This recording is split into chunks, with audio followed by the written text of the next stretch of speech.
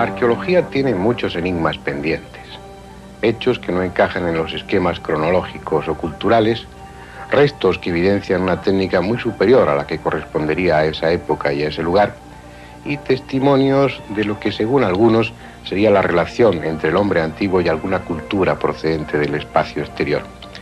En Perú hay uno de esos enigmas, tan célebre ya como la Gran Pirámide o las ruinas de Baalbek.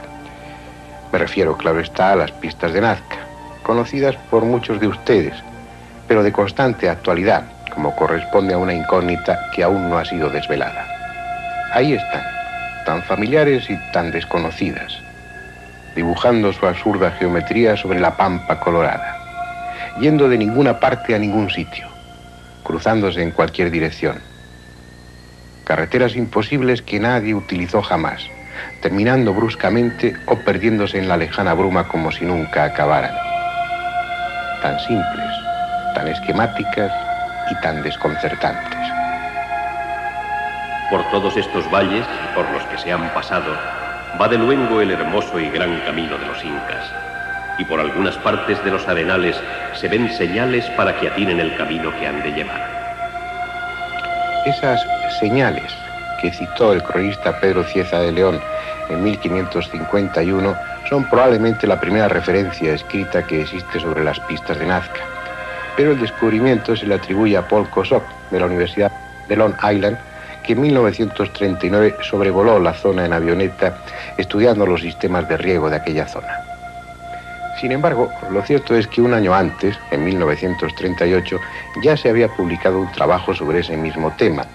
En él, su autor, Toribio Mejía Xespe, de la Universidad Nacional de San Marcos, también citaba las líneas de Nazca que él había visto desde un cerro, dejando claro ya que no se trataba de un sistema de regadío, sino que probablemente eran parte de un culto ya desaparecido.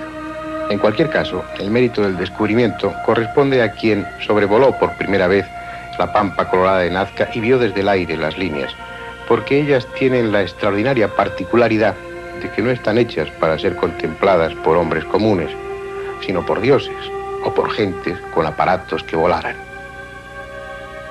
Paul Kosok se sorprendió al observar largas líneas que no encajaban en el concepto que se tenía sobre los canales de riego utilizados por las antiguas culturas, pero ya no le quedó duda alguna de que se trataba de algo distinto cuando, atónito, vio sobre el suelo perfectamente dibujada la figura esquemática, pero indiscutible, de un pájaro que medía más de 30 metros de longitud.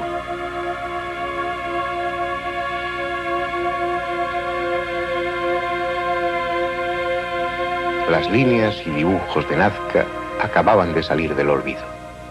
Allí, sobrevoladas desde entonces miles de veces, abiertas a cualquier especulación porque a nada se parecen, están lo que en lenguaje técnico se llaman geoglifos y que algún romántico comparó con pistas de aterrizaje.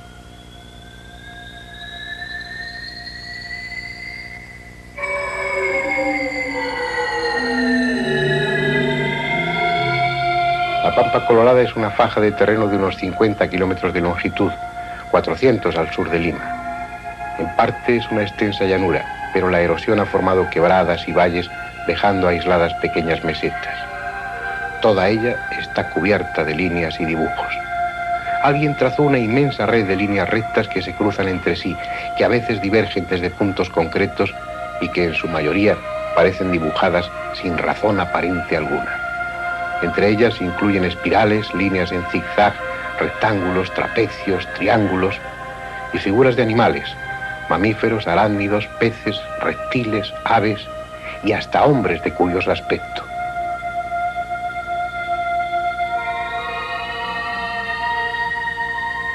Un caos de figuras y líneas trazadas en diferentes épocas, unas superpuestas sobre otras, a veces casi irreconocibles. Para ordenar un poco esta visita a las pistas de Nazca, tal vez sea conveniente hacerlo mientras respondemos a preguntas tan aparentemente simples como estas. ¿Quiénes lo hicieron? ¿Cuándo? ¿Cómo? ¿Y para qué? El quiénes y el cuándo creo que pueden responderse al mismo tiempo. Los métodos para datar las líneas y dibujos de Nazca han de ser forzosamente indirectos, ya que el carbono 14 solo sirve cuando hay restos orgánicos. Sobre la Pampa Colorada se han encontrado abundantes restos de vasijas, probablemente de visitantes ocasionales o de cuadrillas de trabajadores. Esos restos de cerámica eran en un 85% de la cultura nazca, entre el 200 y el 600 de nuestra era. Además, se halló un trozo de estaca de madera que en su momento estuvo clavada al final de una de las líneas. El método del carbono 14 aplicado sobre ella permitió saber que el árbol del que procedía la estaca fue cortado en el año 525, con un margen de error de más o menos 80 años.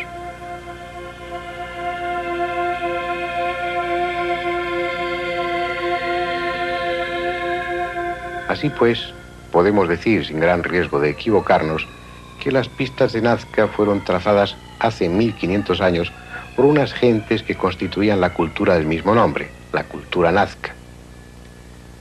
Pero nada hay en ese pueblo y en esa época que refleje un conocimiento superior o diferente al de otros pueblos de América pertenecientes a ese horizonte cultural, esto es, entre el 200 y el 600 después de Cristo.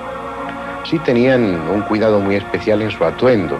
De esa época y de esa zona hay varias cabezas de momias con peinados muy elaborados.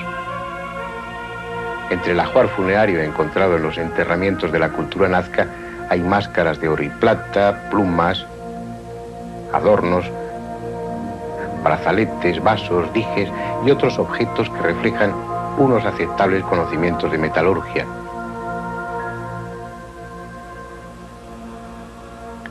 Sus momias en poco se diferencian de las de otras culturas vecinas, como Paracas o Ica, el mismo tratamiento elemental, favorecido por la porosidad del suelo y la extrema sequedad del ambiente.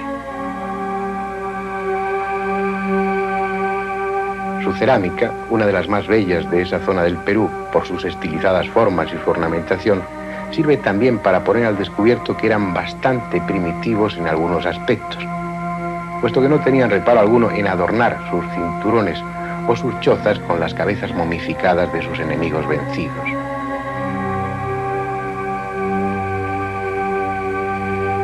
Es un tema que se repite con frecuencia en la cerámica y en tejidos. Son las célebres cabezas trofeo, abundantes en las vitrinas de los museos, y una cabal representación de una forma de lucha primitiva y cruel en la que ni siquiera puede descartarse que en algunos momentos se diesen casos de antropofagia ceremonial.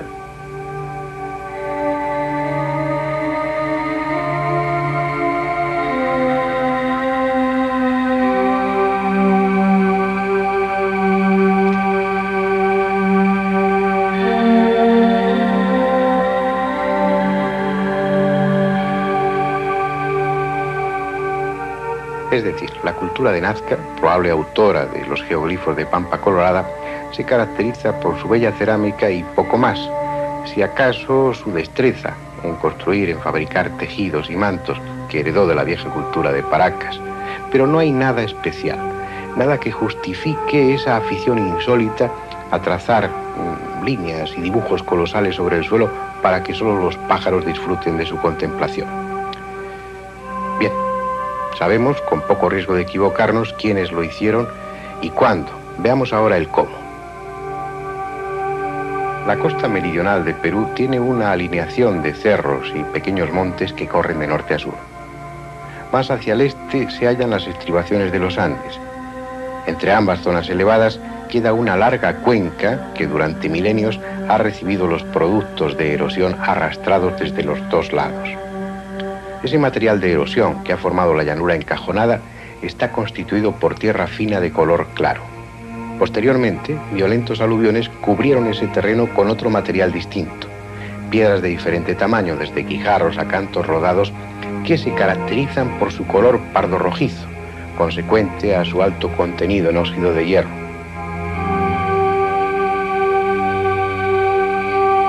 Líneas y dibujos fueron trazados utilizando el simple método de quitar los guijarros y piedras superficiales de color oscuro y dejar al descubierto la tierra de debajo, de color mucho más claro.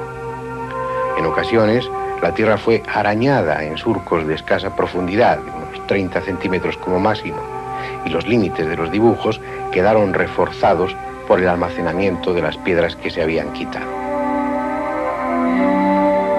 Aunque el sistema es sencillo, no deja de representar un gran esfuerzo. Según se ha podido comprobar en experiencias recientes, los grandes rectángulos necesitaron de 300 personas durante 2 meses, en jornadas de trabajo de sol a sol. Por lo que se refiere a las líneas estrechas, el trabajo debió ser parecido porque, aunque estrechas, son considerablemente largas. A pesar de ser un sistema tan simple, el resultado fue espléndido. Los modernos teodolitos han permitido comprobar que la desviación en esas larguísimas líneas rectas es menor de 2 metros por kilómetro, es decir, un error del 2 por 1000.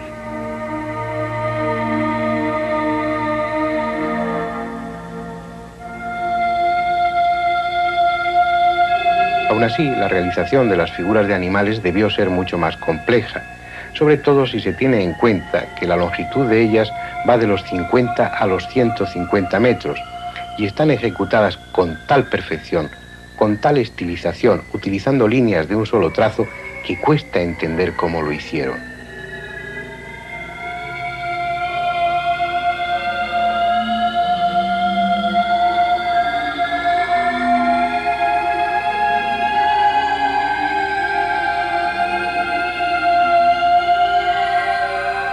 No pocos investigadores han asegurado que la única forma posible es que alguien dirigiera desde el aire el trabajo.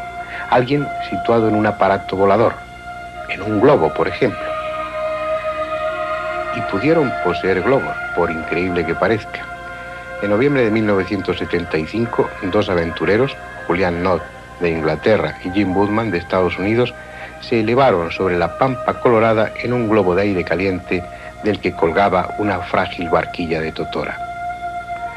Los materiales utilizados en la confección del globo, tejidos, impermeabilizantes, cuerdas, barquilla, fueron materiales que estaban al alcance de los antiguos habitantes de la Pampa Colorada.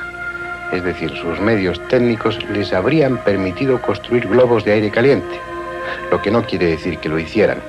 De haberlo conseguido, un invento de esa envergadura no se habría mantenido secreto durante mucho tiempo. Las antiguas culturas de Perú serían ahora conocidas como las culturas de los globos de aire caliente, que habrían aparecido representados profusamente en cerámica, en tejidos o en pinturas. No hay por hoy explicación. Las grandes figuras de animales o las espirales representan mucho más que intuición o sentido artístico.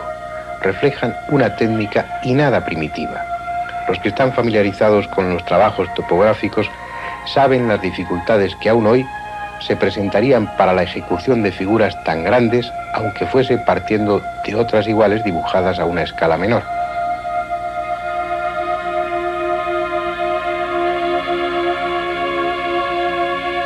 Bien, respecto a quienes lo hicieron y cuándo, podemos responder con relativa seguridad, pero el cómo ya plantea más problemas. Una parte, la de hacerlas visibles, sí está resuelta.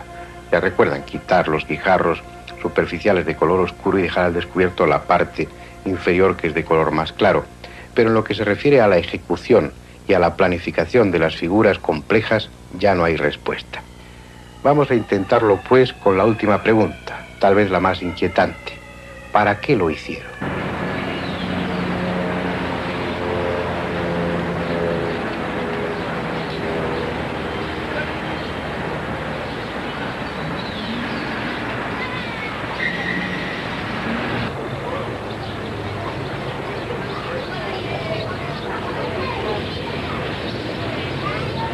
Lo lógico es trasladar esa pregunta a quien mejor puede responderla, la alemana Maria Ricci, que lleva alrededor de 40 años estudiando el tema. 40 años en los que ha hecho de todo, desde barrer las pistas con un gran escobón hasta conseguir que el gobierno peruano protegiese ese valiosísimo testimonio del pasado. 40 años midiendo, dibujando y recorriendo cada centímetro cuadrado de la Pampa Colorada. María, ¿cuántos años investigando la Pampa de Nazca? En 47 comencé. Y hace algunos años tenía que dejar porque mi vista se perdió. María, en todos estos años, ¿se siente usted cada vez más firme en la hipótesis astronómica? Sí. Y y sucesora Félix también tiene la misma idea, que estamos en el camino que corresponde a la verdad. Eso quiere decir que las líneas señalarían el orto o el ocaso del Sol, de la Luna o de algunos otros cuerpos celestes, sí. ¿No? Sabemos que los incas, por ejemplo, tenían mucho conocimiento de la órbita de la Tierra alrededor del Sol y de la Luna también. La comprobación está en Garcilaso de la Vega, que ha explicado la razón para la cual los incas han ido al Ecuador. Ellos querían ver el sol en el cenit en el día del equinoccio, es decir, el día que el sol pasa del norte al sur o del sur al norte. Hay otra consecuencia de su investigación, a mi juicio muy importante, estuvimos hablando hace años de ello, era el que utilizaban una unidad de medida que usted había conseguido determinar, ¿recuerda? Sí, esto es muy importante porque la clave para leer este documento inmenso son dos cosas, las direcciones y las dimensiones. Para poder dibujar las figuras era necesario este conocimiento, porque cómo podían haber producido estas formas tan perfectas y artísticas que evocan la admiración de todos los círculos artísticos por sus buenas proporciones. Estas proporciones tienen que haber tenido su modelo a escala pequeña, porque la figura grande no se ve a la vez excepto de grandes alturas. Ya, hay otra cosa, María. Usted reflejaba en su libro la inquietud de que por las variaciones que se están produciendo en el microclima, las pistas corran peligro de desaparecer o de irse alterando. ¿Cree usted que se han puesto los medios para evitar eso o que indefectiblemente las pistas están condenadas con el tiempo a desaparecer? Eso no sabemos, porque si hay unas grandes inundaciones, por ejemplo, en Barras, todo se puede convertir en una laguna inmensa. Pero yo creo que esto podría producirse en siglos venideros. ¿Le puedo hacer una pregunta indiscreta, María? ¿Cuántos años tiene ella? ¿Yo? Sí. 85, yo creo. Bueno, ¿está satisfecha de su trabajo en Nazca o cree que hay mucho por hacer aún? Hay mucho por hacer, mucho. Hay muchos sitios que tienen que estudiarse, todo con sus direcciones y dimensiones muy exactas. Así pues, según María Reiche, la Pampa Colorada de Nazca sirvió de observatorio astronómico, con sus inevitables connotaciones religiosas y agrícolas, durante un periodo muy largo de tiempo, aproximadamente unos 2000 años. Eso justificaría la abundancia de correcciones y por lo tanto de líneas. Pero a pesar de la aparente verosimilitud de esa hipótesis astronómica, las modernas técnicas han venido a demostrar que esa no fue su función. Por otra parte, el conjunto de todas ellas forma un auténtico caos en el que resulta imposible determinar cuál o cuáles eran los lugares en los que debía situarse el hipotético astrónomo. Eso sin tener en cuenta que Nazca, por las frecuentes nubes y brumas, no es un lugar idóneo para observaciones astronómicas. Y además, que las líneas, las pistas, no son un sistema adecuado de observación por una razón muy simple, y es que por la noche no son visibles. Si María Reiche, después de tantos años de investigación, no ha resuelto el problema, es muy difícil que los investigadores ocasionales tengan mejor suerte. Aún así vamos a conocer las hipótesis de algunos de ellos. Tal vez la más sugestiva sea la de von Däniken, quien afirma que las pistas de Nazca fueron precisamente eso, pistas de aterrizaje para naves de procedencia extraterrestre. Después, cuando esos visitantes exóticos se fueron, los habitantes de La Pampa imitaron su proceder, trazando más y más pistas con la intención de que aquellos dioses volvieran. No niego la presencia de extraterrestres en el pasado del hombre. Es más, la considero muy probable.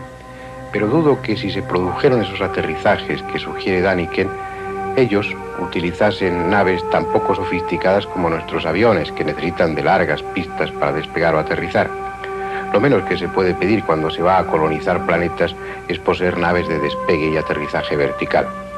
Además, las mencionadas pistas van siguiendo las incidencias del terreno, están simplemente dibujadas, no se trata de terreno apisonado y llano. Aunque no tan espectaculares como la hipótesis de Däniken, hay otras, aparentemente sesudas, que también resultan increíbles, como la de Breuning, un alemán que da a Nazca la categoría de estadio olímpico. Según él, esas pistas y líneas habrían servido para el entrenamiento y competencia de corredores, los que después serían los célebres chasquis, los correos peruanos del pasado. Entre otras cosas, Breuning no tiene en cuenta que ese entrenamiento a 500 metros de altura y sobre terreno llano no serviría de mucho a los chasquis, que tenían que recorrer los tortuosos caminos incas con frecuencia a 4000 metros de altura. Otros, como William Isbell, sostienen que lo de menos es la función de pistas y dibujos, ya que la única razón para ejecutarlos fue la de controlar la población en épocas de escaso trabajo agrícola, impidiendo con esa empresa gigantesca que los naturales se dedicasen a procrear y hubiese un crecimiento demográfico incontrolado.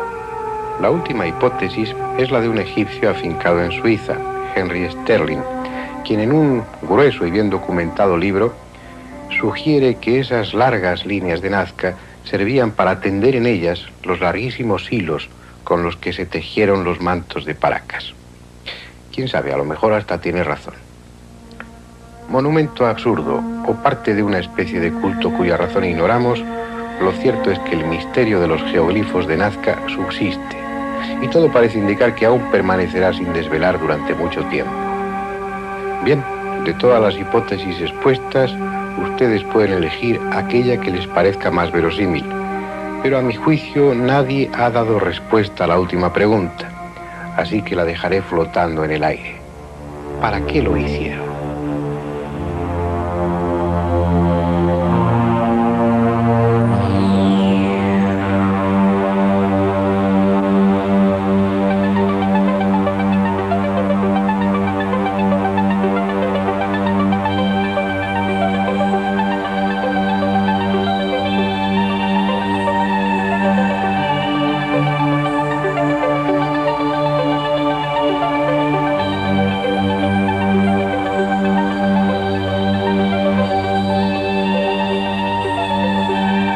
Si nunca acabaran. Tan simples, tan esquemáticas y tan desconcertantes. Por todos estos valles y por los que se han pasado, va de luengo el hermoso y gran camino de los incas. Y por algunas partes de los arenales se ven señales para que atinen el camino que han de llevar. Esas señales que citó el cronista Pedro Cieza de León en 1551 son probablemente la primera referencia escrita que existe sobre las pistas de Nazca. Pero el descubrimiento se le atribuye a Paul Kosok, de la Universidad de Long Island, que en 1939 sobrevoló la zona en avioneta estudiando los sistemas de riego de aquella zona. Sin embargo, lo cierto es que un año antes, en 1938, ya se había publicado un trabajo sobre ese mismo tema. En él, su autor, Toribio Mejía Xespe, de la Universidad Nacional de San Marcos, también citaba las líneas de Nazca que él había visto desde un cerro, dejando claro ya que no se trataba de un sistema de regadío, sino que probablemente eran parte de un culto ya desaparecido.